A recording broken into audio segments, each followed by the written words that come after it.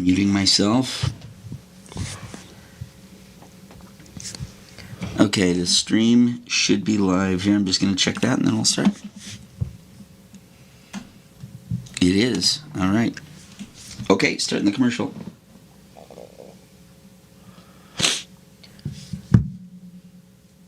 Support for Wrong About Everything comes from Minnesota's credit unions. Credit unions are locally based, member-owned financial cooperatives that return earnings to members through higher savings rates, lower loan rates, and reduced fees. Visit mncun.org for more information.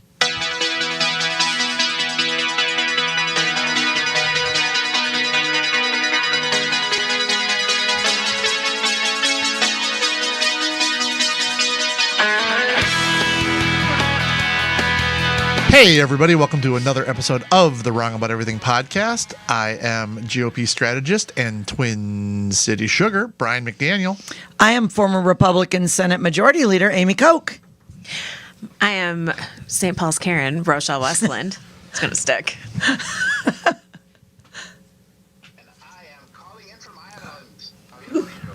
And we are Wrong About Everything. Well, if you couldn't understand From UK. Javier's brogue, he is in Ireland, and we are very appreciative of him zooming in. So, Can you Javier, tell folks what you're doing there? tell folks what you're doing there. I'm here with a work thing, like a workshop that's happening all week long. Very cool. It's a global messaging cohort.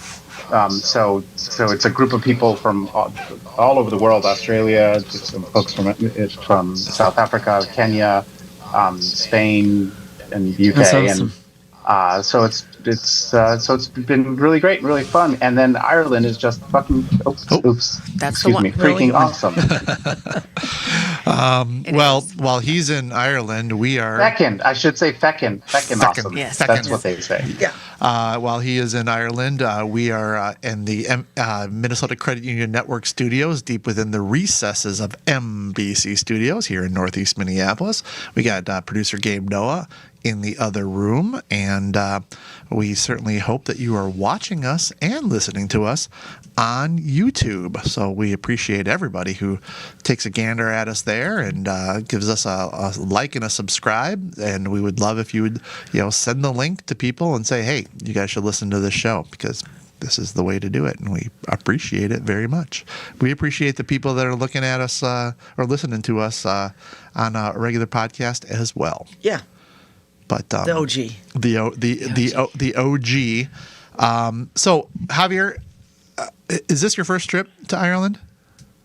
It is. Have you ever been to Scotland or any other places No. in the UK? Yeah, I'm just kind Nowhere of else in the UK. I'm just kind of wondering how it all compares, because I've only been to the Dublin airport, but I've been to England and I've been to Scotland, and I fell in love with it. Loved every second of it, and I'm just always curious, just how different is. I mean, if you've done Scotland, have you done Ireland? And if you've done Ireland, have you done Scotland? I'm just curious about that for people who have done both. Yeah. Well, listeners could weigh in the comments. I've not done both, but these, I said this when John Stiles, when we realized he has a big Catholic Irish family. Yeah. I'm like, Irish people are white Puerto Ricans. Yeah. That's my story. I'm sticking to it. They love to party. They are hilarious. No, they talk about everything, and they talk a lot. Oh. And they're so warm. Yeah. They're warm. Catholic. Yes. Well, Yes, the best exactly. ones are. Can I tell you? Can I tell you something? Can I tell you something funny? I actually have never been interrogated more coming in through customs, like in any country, including in the U.S. But I got really seriously interrogated. This person was like, well, what's your interest in Ireland? What's your interest in and she just wouldn't let it go until I finally said, I am from Puerto Rico, and I've always been interested in our shared colonial histories. And then she let me in. Then she let you She's go? like, Nice. Yep. Well, She's like, oh, you're anti-colonial. Yeah. well, Come on in. you papists say whatever you want. We Protestants are just gonna be over here praying directly to God, Yes. not going through anybody, just right to Him. That's We fine. You do pray it as intercessors, you do it your not way. to them. Trans. We pray as intercessors. What's it? Trans. What, Yeah. We pray Yeah, directly whatever. and to Your intercess. bread is just bread. Ours is the body of Christ. By that alone. Yep. Transfiguration alone. And now who has who has a problem with science? So anyway. All right, now everyone's gonna be mad at everybody now. Right. So that's great. You know who's not We gonna can talk politics for over a decade and make it through. talk about the troubles my people in Northern Ireland. Yeah. Anyway, you know who's not mad? The good people at Bradshaw and Bryant. Heck no. Their entire team of attorneys and staff is dedicated to providing the legal advice you need, combined with the service and personal attention you deserve. If you have questions about how they can assist you with a personal injury, wrongful death, or criminal defense matter, do not hesitate to contact them. Consultations are free. Please contact them at 800-770-7008 or at minnesotapersonalinjury.com. Nice. Well, our long national nightmare is over. Tim Walz has made his decision, and he has decided to run for a mostly unprecedented third term because with Rudy Perpich finished out Wendell Anderson's term and then did 2 of his own. But this would be, if successful, this would be the first time in Minnesota history that a governor served 3 consecutive full terms. And ran for it. And Because Rudy ran again and lost. Correct. All right. Correct. But this was an interesting decision because I think all of us, if you go back 2 weeks, all of us would have said it's an 80-20 proposition that he's not going to run again. And then that slowly, what is going on? That is slowly eroded to the point where last week, we started hearing that the campaign was reaching out to vendors, and it just seemed like that was, his decision, which we never heard from him not to run, was starting to thaw to the point where now we've been telling people, no, he's going to run. And then yesterday he made the formal decision, and it is one that is understandable, but still curious. Javier, as somebody who, is, you and Ro are much more plugged in on DFL stuff than we are. What is the, how is this being from the DFL side? Because, I'm sure everybody's just excited, right? Because, he did, his 2 terms would be, if you're a Democrat, would be considered successful, but there is a fatigue, and he has, his national run, I think, took a little shine off the apple. So I'm just curious whether this is seen as a good thing, a bad thing, or something in between. I mean, it's interesting. Because I was not only would we have said it, we did say it. We said multiple times that he's taking so long. I thought for certain he wasn't. I think he was and every time I heard he's genuinely undecided, I thought, he can't be really undecided. It's just whatever. But I mean, I'll say I just got a text message, and one of those fundraising text messages, and they got 10,000 donors overnight since announcing, which makes sense to me because he's a big national name now, and there's a lot of goodwill for him as the vice presidential candidate. I think in terms of your question, Brian, I think it varies widely from I think your average Democrat, your sort of not plugged in Democrat is very happy. I think the range from the plugged in people that I've heard is from happy to concerned that it's risky, that it's risky for him and for the party, just because it's never happened before. Minnesotans don't tend to elect people for a third term, and that there are issues that he's going to have to deal with, especially on the fraud front, that are going to make the re-elect tougher than the first 2. Amy?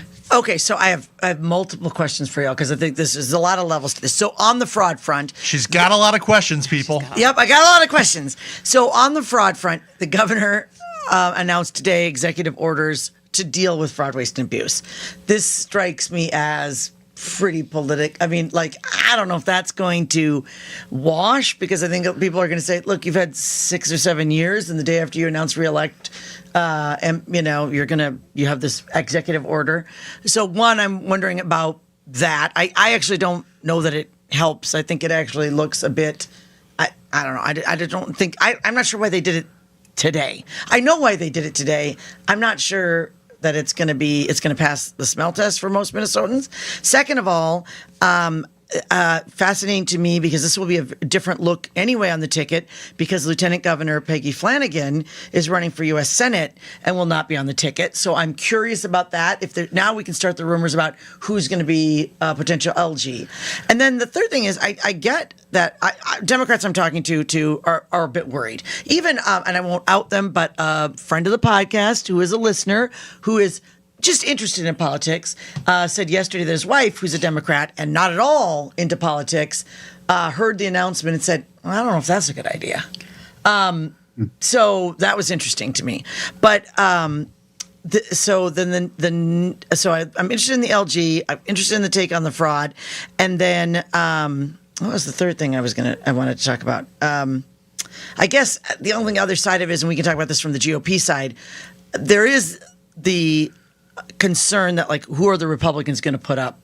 I think that's something that has not yet, or is like being factored in the governor's decision to run again, is that the current field is, I mean, there's two folks that, ran last time, and certainly he beat Scott Jensen by 8 points. And so anyway, we could talk about the GOP field, but that's what I saw Scott Jensen last Friday. Yes, we saw him. We were at an event that he was at, and he slowly was walking over to me, and I was like, oh no, he's listening to podcasts again. He knows stuff that I've said, but he actually just said very nice things of asking me about my health and all that. So thank you, Dr. Jensen.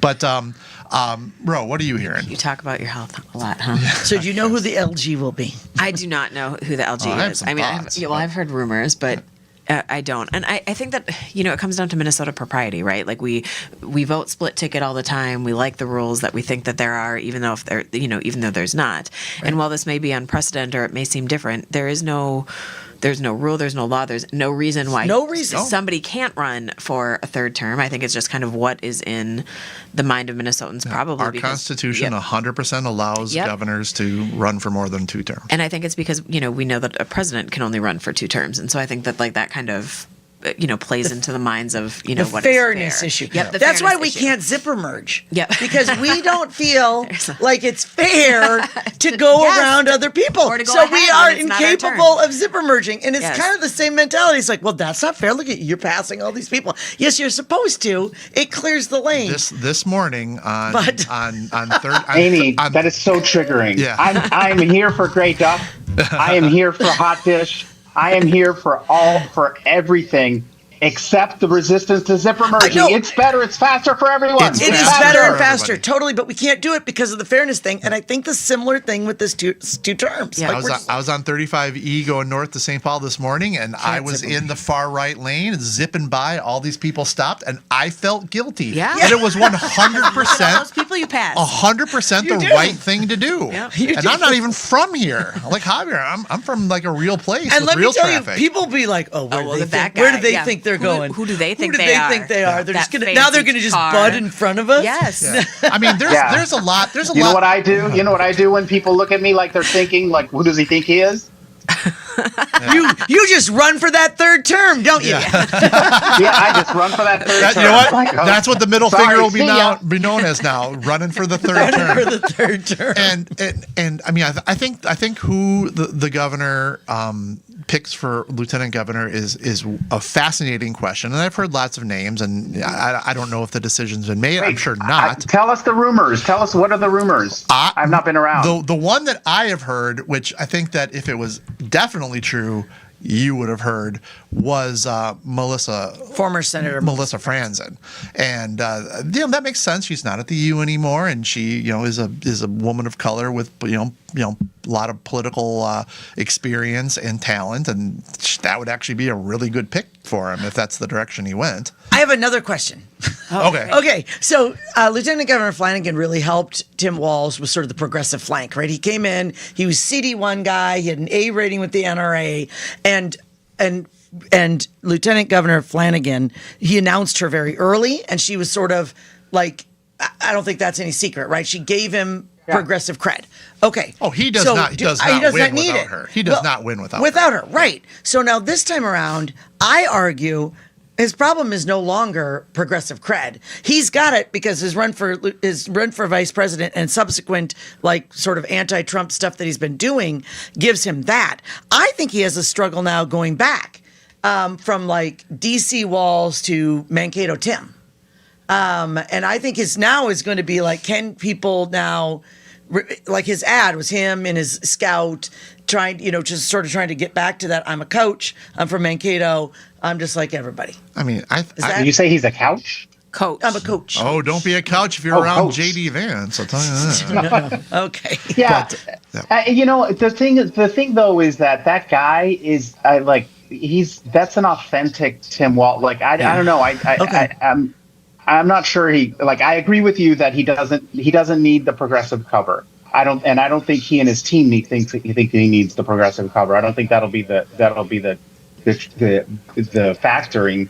Part of the factoring I think will be if we assume that Tim Walz also wants to run for president at some point, the lieutenant governor should be someone ready to step in. Yeah. Okay. And that's the speculation that I've heard that it so that tells me someone like Steve Simon.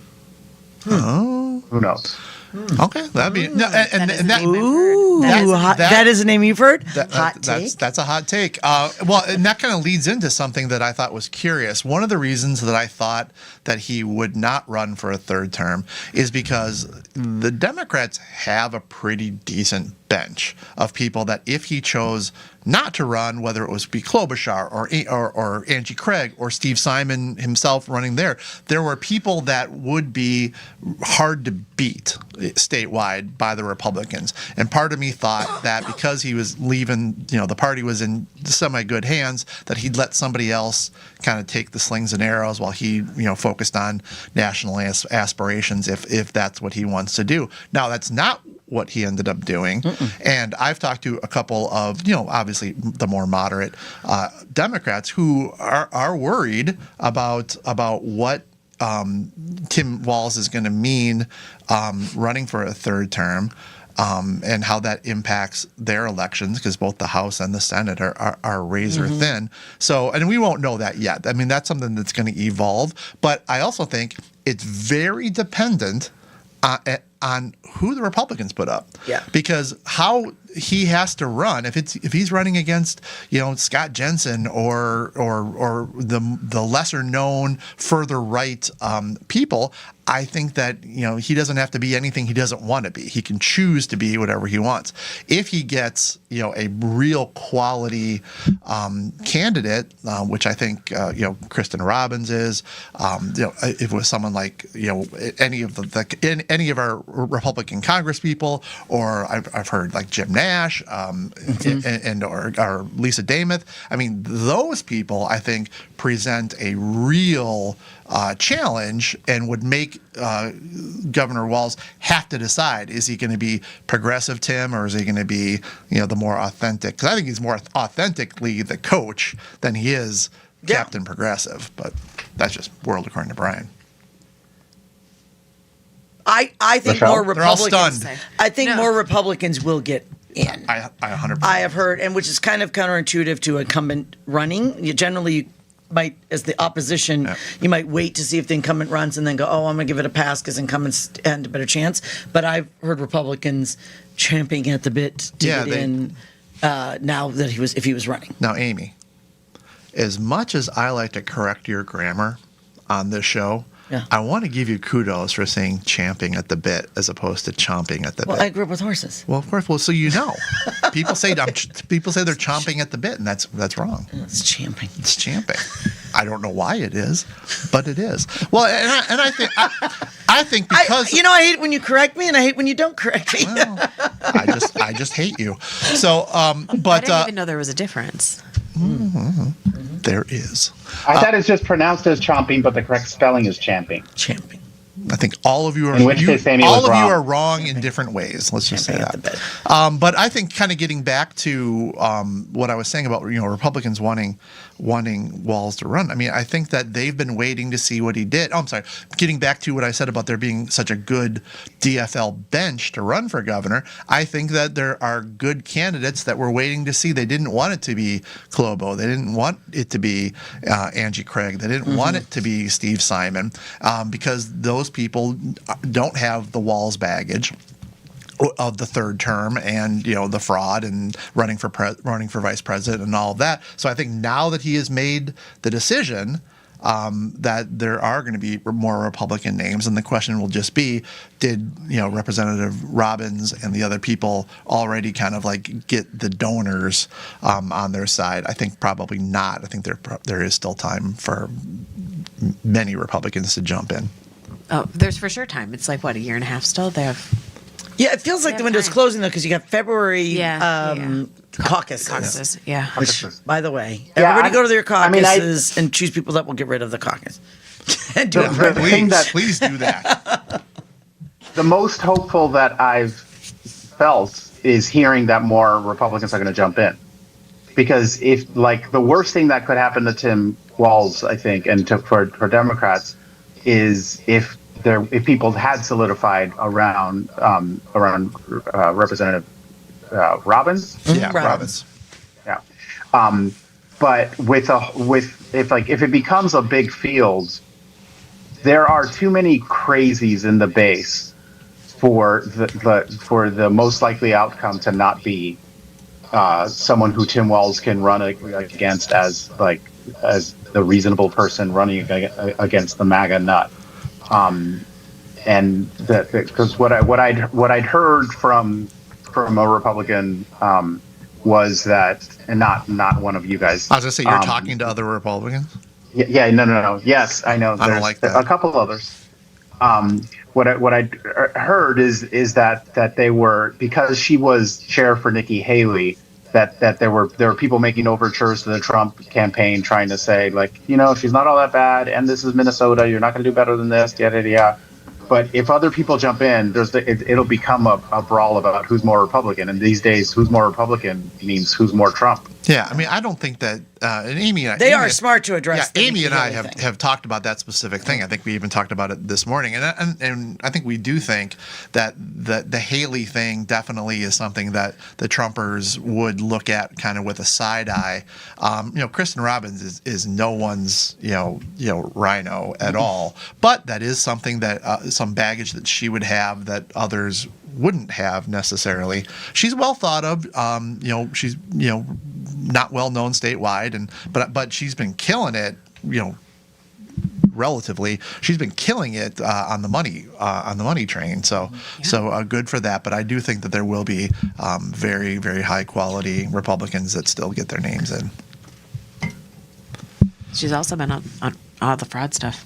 Yep, she's the chair of the fraud committee. In fact, today, Representative Pinto, there was a fraud, waste, and abuse hearing today, and Representative Pinto, brought up to Chair Robbins, well, you're running for governor, and that's but I think ultimately, that's why the governor needed to address the fraud stuff, because if Kristen Robbins presently is his biggest threat on the Republican side, he needs to try to neutralize that. I don't know that he'll be able to, but he needs to try to neutralize it, so that's not just her issue that she can beat on him with.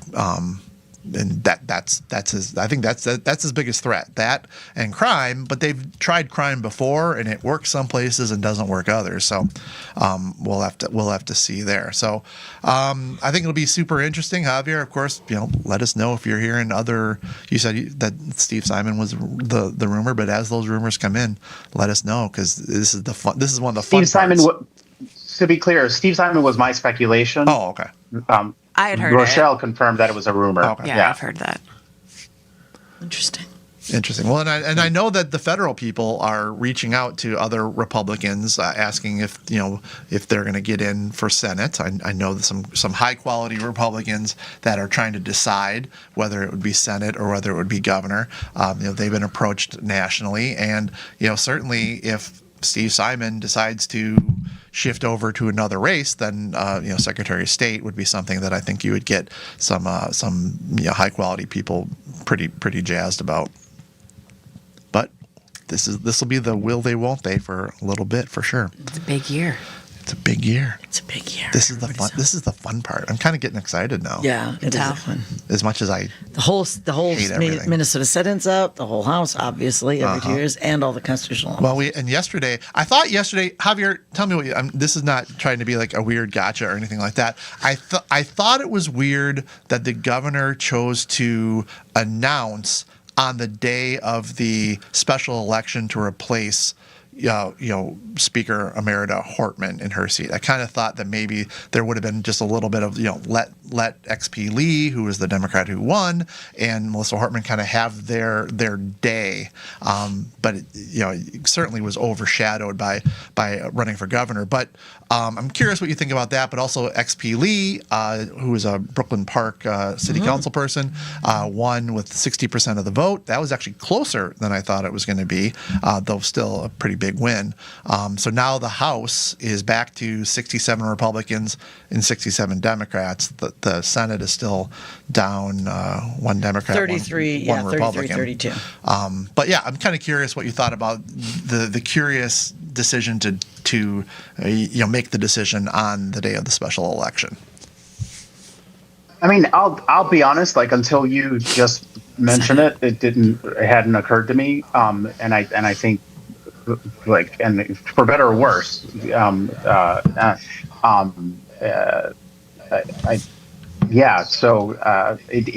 didn't jump out at me for any reason. I don't think it will for most people.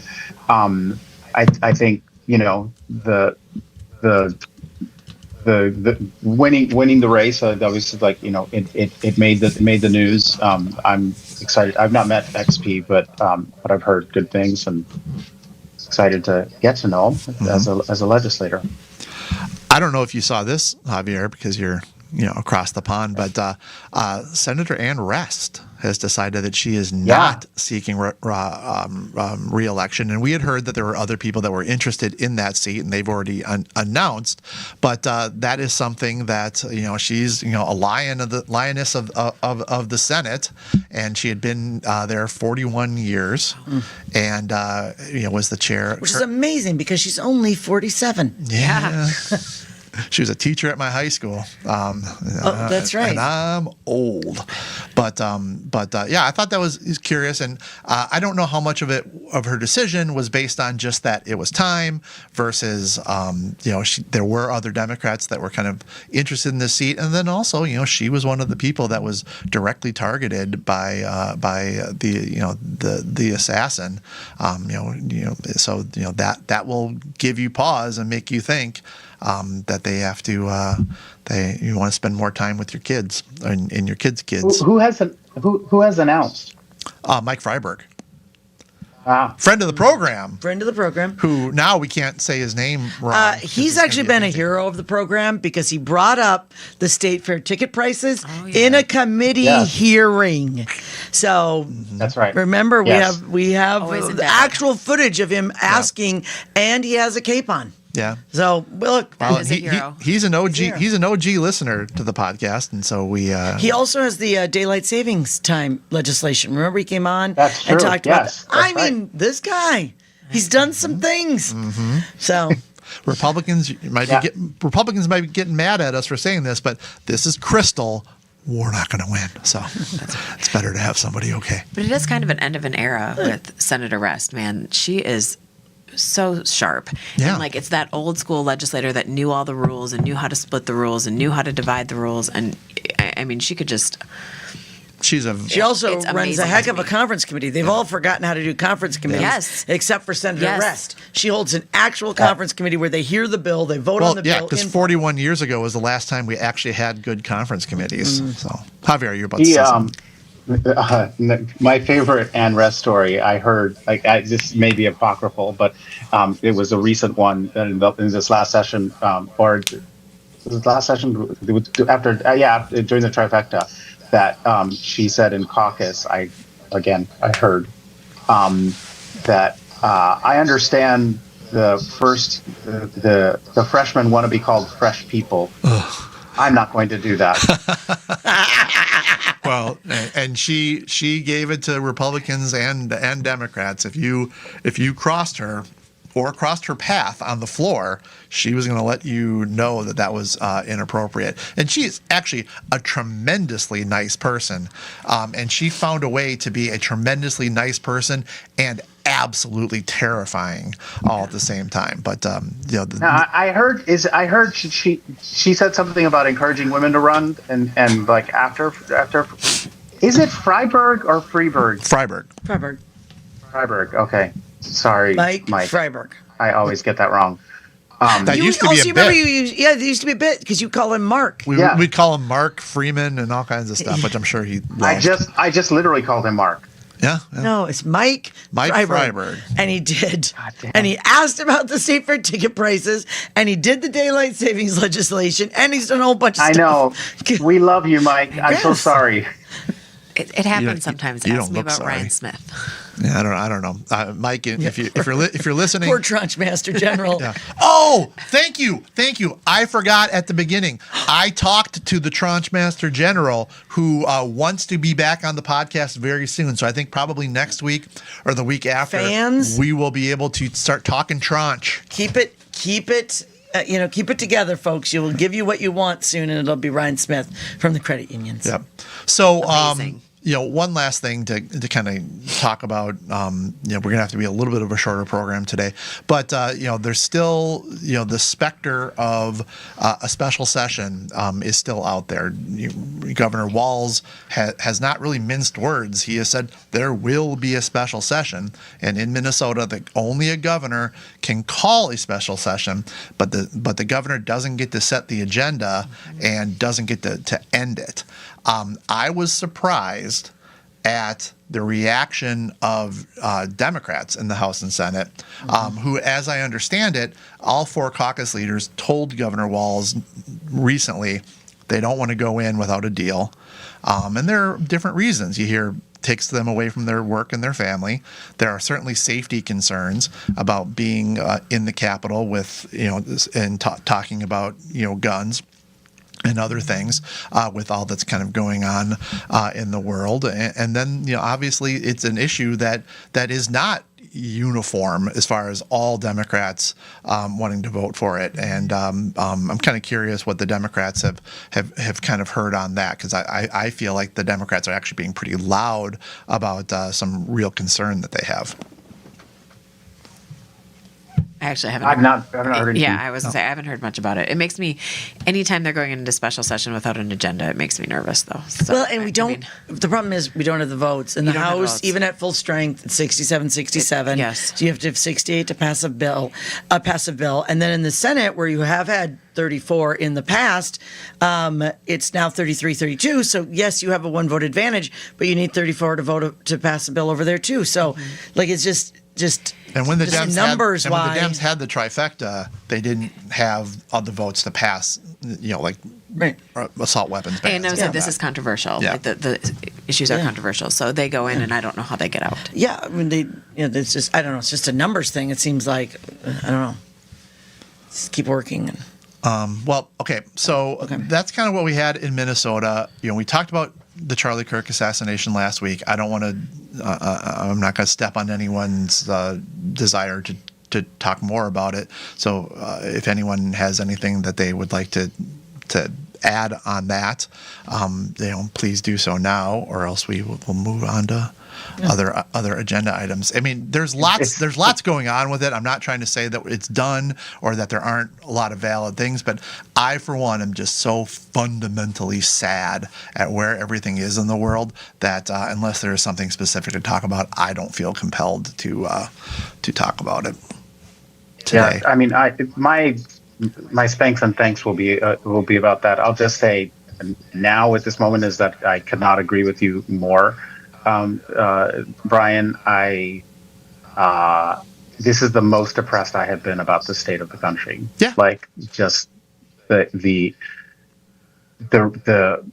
just at every level, like including being a part of the literal political class that the president and vice president are blaming for an assassination and threatening to defund us and all these kind of things. And yeah,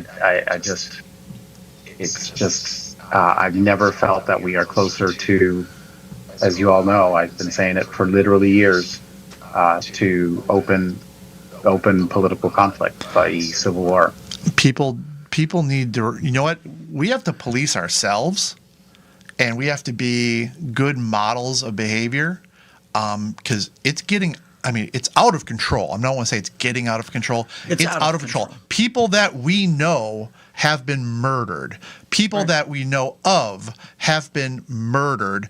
And to see whether it's talking about Hortman and Hoffman, or whether it's Charlie Kirk, or any of the other horrible things that have happened in the last number of years, to see just any of the gleeful celebrations of it, it makes me ill.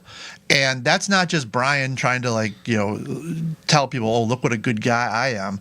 People we know have been murdered, and people are just if you hate Trump, if you hate the Democrats, but you think that you're a better person than them by celebrating their death or calling them names, or stomping on memorials, you're a monster. And effing knock it off, because it's out of control. You look like a jackass. And as Javier was kind of alluding to, all right, so we take a shot at the president, and then we set people on fire, and we assassinate the Minnesota speaker, and now Charlie Kirk. They're getting down lower and lower till pretty soon, they're going to be, hunting Brian McDaniel down at the Chuckle Hut. And I don't say that to be funny. People are picking targets that are lower and lower and lower, and eventually it's going to be, it is. It's Civil war. It's civil war. It's that bad. I hate it when you guys make Javier right, even when it's by accident. But no, Javier's been saying this for years. It is not by accident. Well, I'm going to say it's accident. But, no, Javier has legit been saying this for a long time. And we are, this is insanity. And I'm not going to say it's one side or the other, because it's too easy to talk about how we can point to both sides being bullshit on this. All right, I said I wasn't going to talk about it, and then I talked about it a lot. Anything else to add before we move on? All right, thanks, guys. Let's go to plugs. Who's got what? Javier, you got anything coming up? Moth or anything? I do. I am hosting the Moth at the Parkway on the 24th.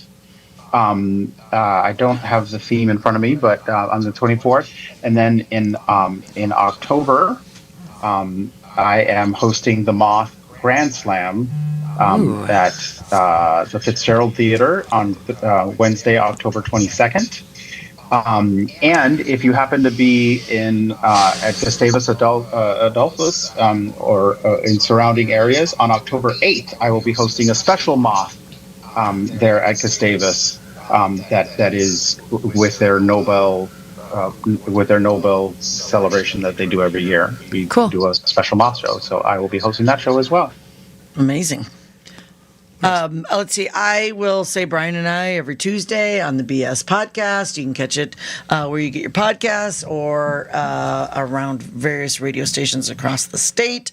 I want to thank, I was this week, Channel 4, Caroline Cummins did a story about the Governor Walz announcement, as well as Jana Shortall and I talked about on Bring Me the News Plus, kind of did a nice, really fun long form discussion about the governor's race yesterday.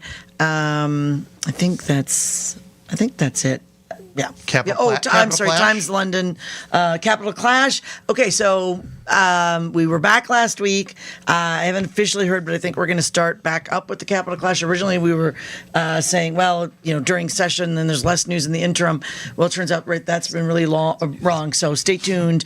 We were back last week and during the state fair, and I think we're going to get Capital Clash on WCCO radio every Friday, back up and running, but I haven't heard official yet. So stay tuned. Ro? Just a normal person. Just a normal person. Just a normal person. Well, as Amy said, she and I are on the Bob Sansevier show every Tuesday. Next week, not this week, but next week, I will be on At Issue with Tom Hauser. And then very excited to talk about that on October 17th. I'll be back at the Rusty Bumblebee in Blaine, Minnesota. I love the Rusty Oh, we've been Bumblebee. there. Talent, Yep. doing some comedy, and we're gonna have a real good time there. Also.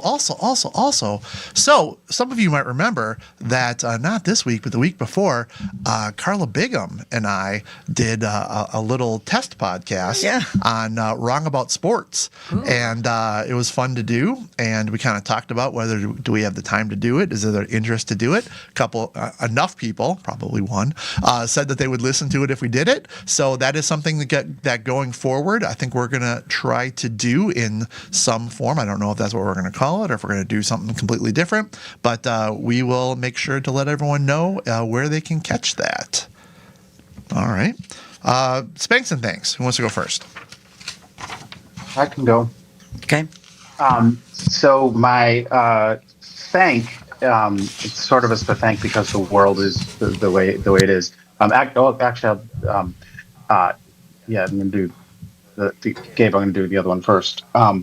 So Ta-Nehisi Coates wrote a piece in Vanity Fair that I suggest people read, especially Democrats.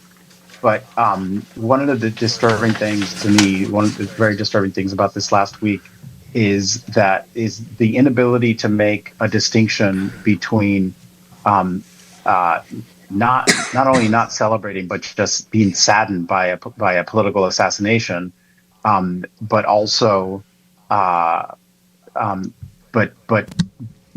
but then equating that with whitewashing who Charlie Kirk was. One can be completely honest about what kind of politics he had and what he incited, and still reject and absolutely condemn and abhor what happened to him.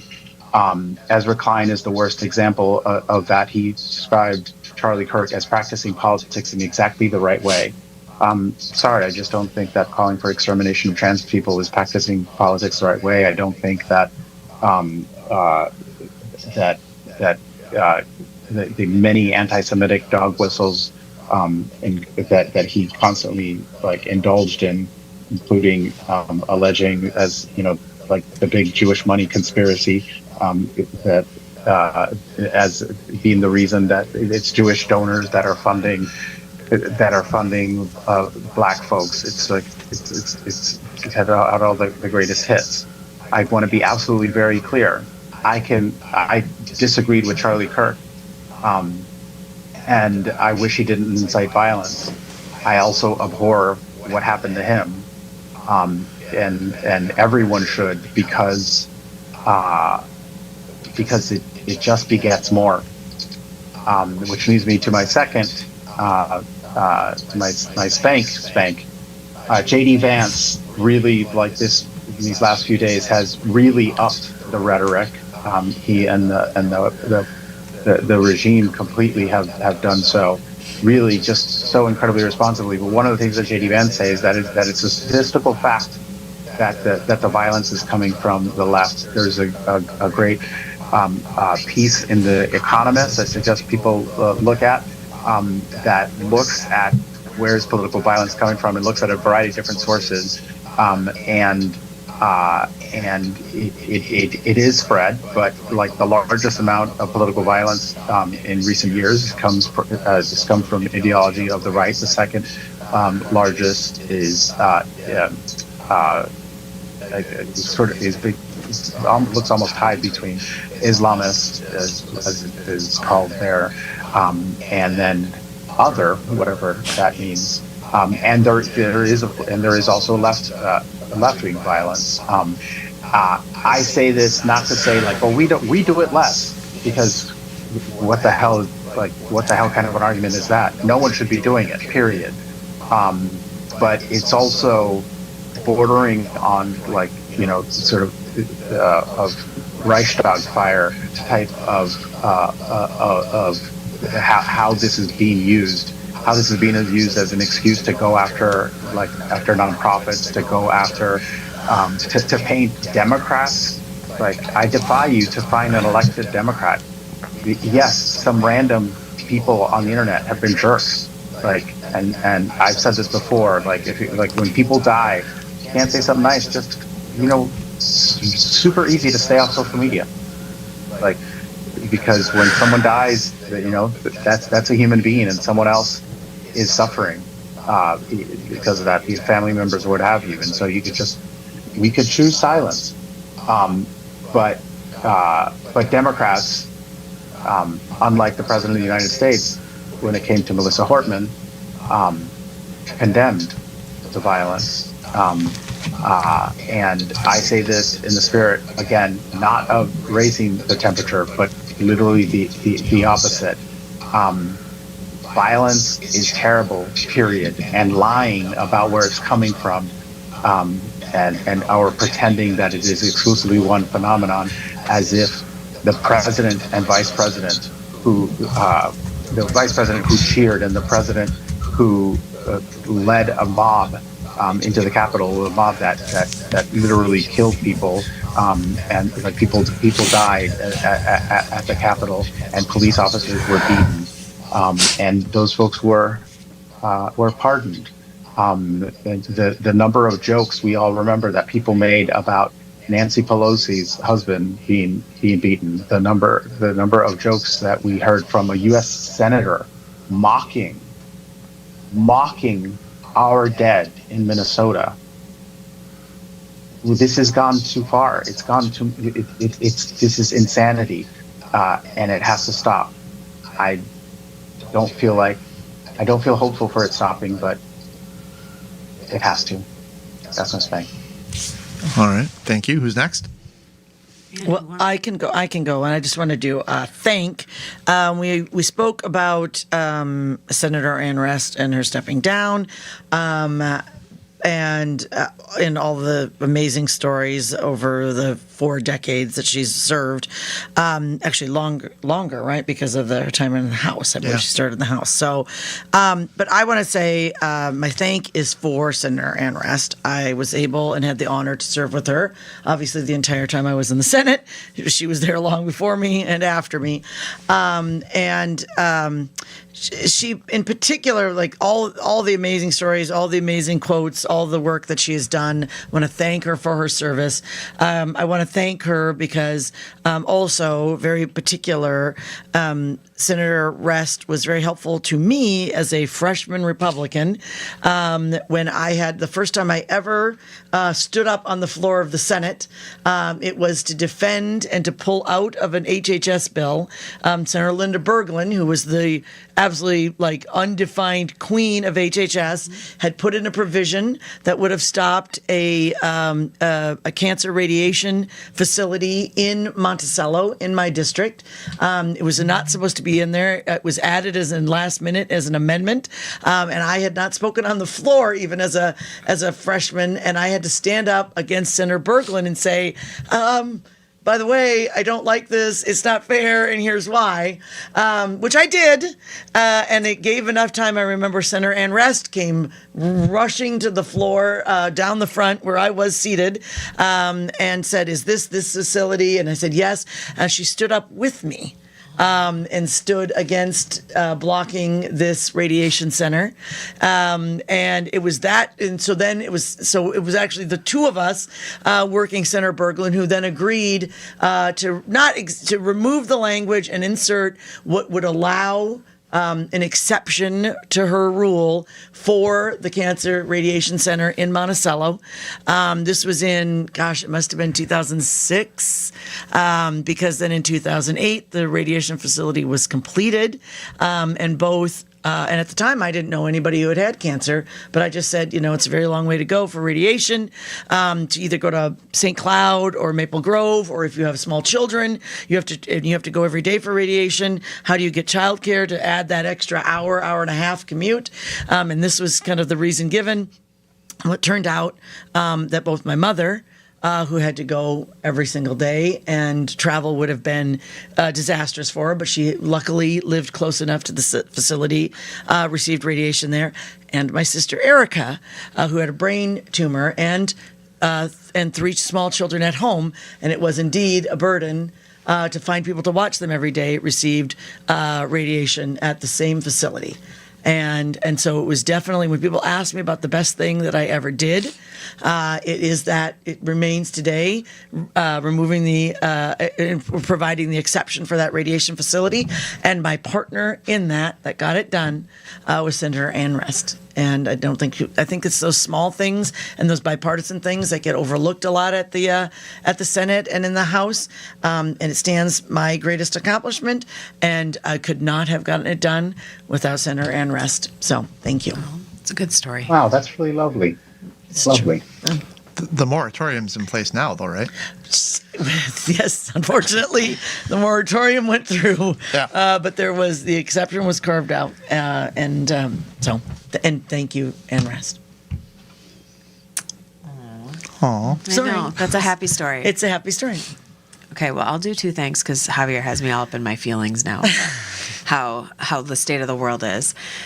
So I'll do 2 things. One is just in this political environment that seems wild and chaos. And the most exciting thing that I saw Brian talk about today was who is going to be running for office. And just the strength and the courage that it takes for anybody to run for office in general is always surprising to me. And in this current political environment where so much feels at stake and so much feels attacked personally, for people to put their neck out, to run for office, to be brave, to stand in those places of courage on both sides of the aisle. I just appreciate those people that are making those choices right now, because it's not an easy thing to do. And then just because, I can't get through a podcast without talking about St. Paul, Pedro Park finally opened after like 400 years of being closed in downtown. So as much as I complain about downtown St. Paul all the time, we have our first improvement in a while, and I'm really excited about How's that sinkhole coming? Oh, yeah, there's like 2 now in St. Paul, by the way. 2 sinkholes. And you know what I look Yeah, they added another one. I look Yep. forward Jeez. to driving to your house. Yeah. And to parking my car, Yep. and so that I can enjoy Pedro Park. No, that's probably still a ways away. Boy, yeah, I still can't do that. That's I fine. still might be moved by then. Yeah, so. thanks, All St. right. Paul. You're doing killing it. Well, Killing I got to take the small wins. Yep. Small wins. Yep. Anyway, so thank you very much. Okay, before I get to my spank, this is something that I just feel very strongly about. I feel as though we need to take a step back from all of the rhetoric and the finger pointing, and we need to police ourselves, and we need to model good behavior. I'm not saying that I have always done that. I'm sure there are many times where I have failed at that. But I am asking everyone, hold me accountable to be better going forward, because I am really committed to not being part of the problem.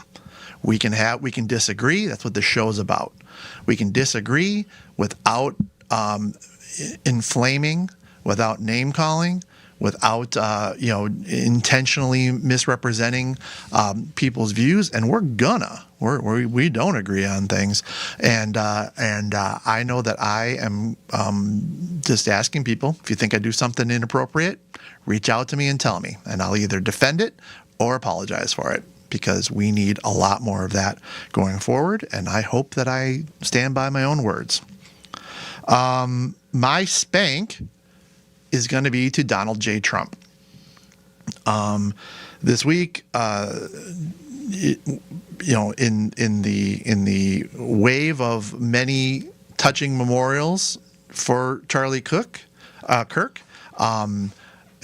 the president was asked about why flags were at half-mast when Minnesota Speaker Emerita Melissa Hortman was assassinated.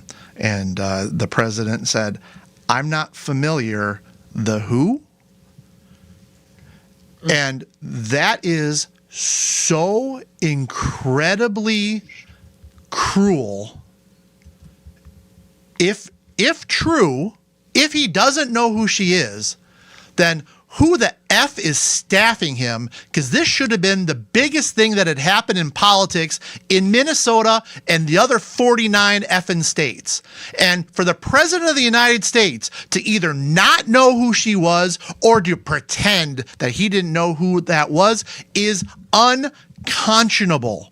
Unconscionable. This spank was brought to me by a very conservative listener of this show, someone who I know to be a right winger. They brought this to me and they said, Brian, this needs to be your spank.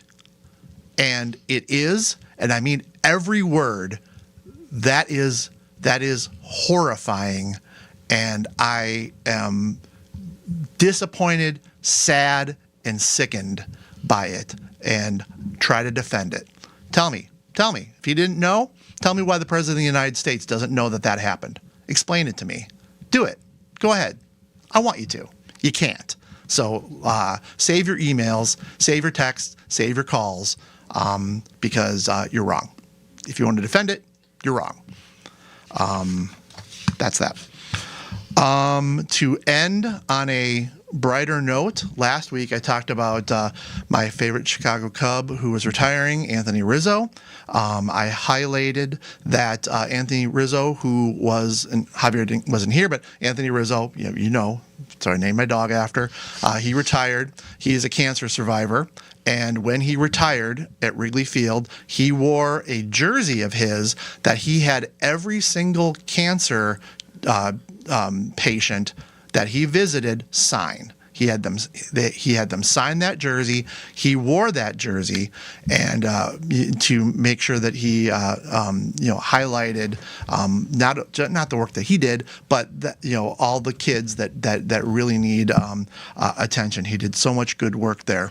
Also, interestingly enough, he is a graduate of Parkland High School in Florida, for everyone talking about guns. But what I'm going to say is he had a magical day. This was on Saturday of last week. He was drinking beer. He was eating hot dogs. He was passing out coupons to people in the left field bleachers, which is where I like to sit. He was passing out coupons for free beer, saying, have one on Anthony Rizzo, which was fantastic. But the miraculous thing that happened was Moises Ballesteros, who is a Chicago Cub rookie, hit his first home run ever. And he hit it to Anthony Rizzo in the bleachers. It hit Anthony Rizzo it hit him in the hands. No way. It hit him in the hands. So 40,000 plus people in this stadium, he hit it to Anthony freaking Rizzo, who didn't catch it. and the cameras stayed on him, and you could see him mouth, "That's why I retired," because he didn't catch the ball. And if you think, for everyone who wants to be all hangdog and talk about that there's not magic in the world, that's magic, and I loved seeing it. The Cubs today clinched their first playoff appearance since 2020, and so I'm hoping to end the show on a positive note. Anthony Rizzo is also my dog Rizzo's 6th birthday this week, so it's all coming together. Happy birthday, Rizzo. And with that, I am GOP strategist and want to wish my daughter a very successful audition for Newsies tonight. Brian McDaniel. And I believe in magic. Amy Koch. Do you believe in magic? Good luck to Sarah. Rochelle Westland. Rochelle Westland. Back on. And I believe in magic. I'm in Ireland right now. Yes. Javier Murillo. Don't let them steal your Lucky Charms. And with that, Exactly. we are Wrong about everything. Wrong about everything. Have a good week, everybody. Bye, Javier.